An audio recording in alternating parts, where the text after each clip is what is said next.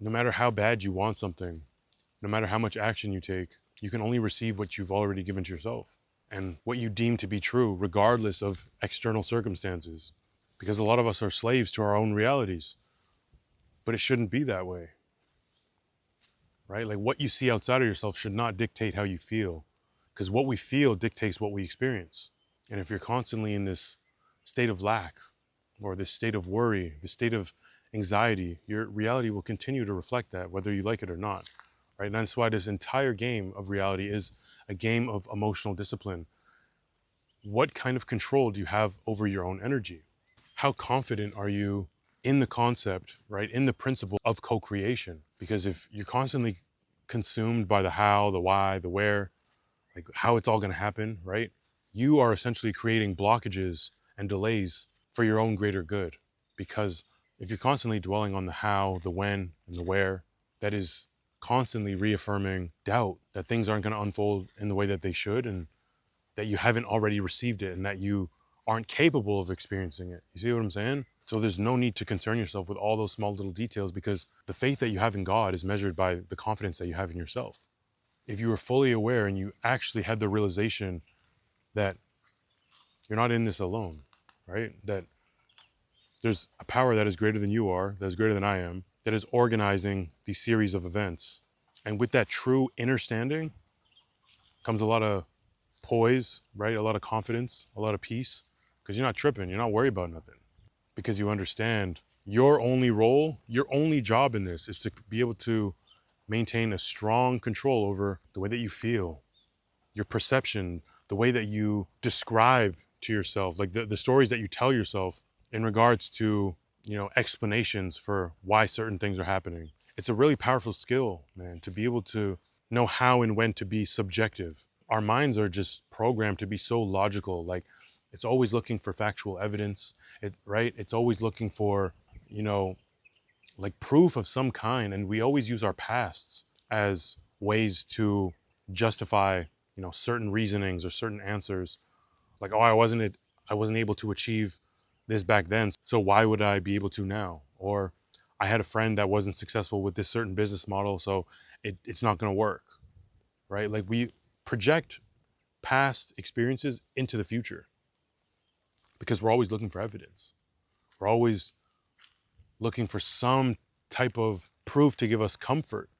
But as I said, there's a lot of power in knowing how and when to be subjective and look at certain experiences that are happening outside of ourselves and be the one to give them the meaning ourselves instead of the other way around, right? So if something, like you get like a big fine or whatever, are you going to allow that to drain your energy, or are you going to perceive it as an opportunity to step into your new identity, the successful version of yourself where finances isn't an issue, and the reason that you're getting this fine is because it's a test to see whether or not you can hold that frequency of this new identity of a successful entrepreneur, successful business owner, instead of, oh, fuck, like, why is this happening to me?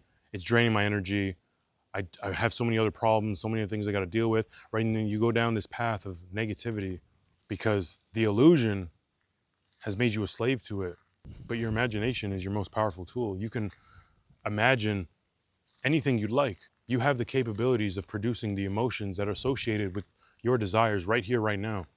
That is your gift. That is our gift, right? When like you see, like something I observe all the time, just being in the heart of nature, and something that who I deem to be one of my greatest mentors, RIP to Bob Proctor, something that he always talked about was the faculties that we have as human beings, and how all the other creatures within nature don't have the ability to create their own reality. They're a product of their reality, and they kind of just have to adapt to the circumstances that they've been given and, essentially just make it work. Whereas human beings, we have the ability to envision what it is that we want, what it is that we'd like to experience, associate the emotions that we would feel in that reality and accept it and allow ourselves to receive it.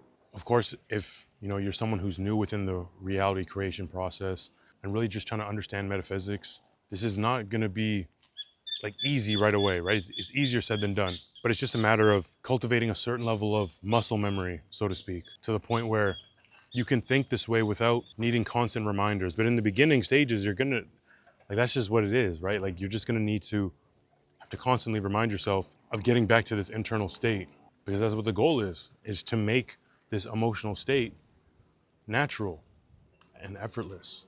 So that's why I really urge you, man. Like, if you're going through some shit in your life right now and it seems as though, like, it's just one problem after the other, I really do encourage you to take a step back, take a deep breath in those moments, and just observe. And instead of putting so much negative meaning on these certain situations, use them as opportunities to cultivate a new sense of emotional discipline and a stronger grasp of your own perspective. Because that skill's invaluable. That's how you control your reality, is by developing a stronger control of your internal state.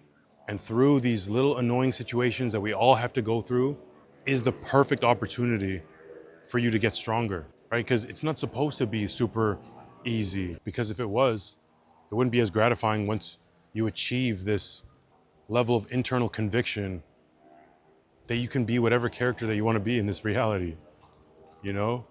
So next time you have a super annoying situation that happens in your life, no matter how big or small, I challenge you to take on that certain situation from your new frequency, from the new perspective of the person who's aligned with your greatest desires in the midst of the emotion, right? Because when the emotions are high, it's a little harder to get a grasp of. And then once you calm down, you're able to evaluate your response to the situation from a neutral point of view. And the goal is, when you're evaluating yourself from that neutral point of view, to be open and honest with yourself as to how you reacted, how you did, right? And how you could be better next time.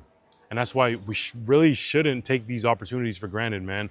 Like, and I know it sounds super ironic, because it's like, damn, this shit is so annoying. I don't want this. Why would I want this? But that's the paradox. Being able to understand that in those moments, when the emotion is super high, right, and you're super sensitive, is when you can develop the most, is when you can evolve the most, because that's when the energy is flowing, right? When the emotion is triggered, but now you can harness that energy and direct it wherever you want it to go. And then as these situations continue to happen, or whatever it is, you have now, as I said, developed a stronger tolerance to stress, and these things don't faze you anymore. And it's not even a matter of like trying to like gather yourself, put yourself in this internal state, because it's natural. You don't even need the reminder anymore. It's muscle memory. And the more wins that we take, those small wins that we take, right? The more of those that we accumulate, the faster everything shifts. But again, that is the paradox, is the fact that you're not waiting on things to shift, because you've already claimed and accepted the internal state of how you would feel had you already been this person, had you already experienced all the things that you've ever desired. And that's why you don't react to certain situations anymore, because you've risen above them, right? You're a new person now. Your old frequency ceases to exist. It wants to exist so badly because it's all that it knows. It's comfortable. A really good analogy is like, imagine having some glass like in your hand, and you have a closed fist to this glass. You've had your fist closed for so long that you're now numb to this pain.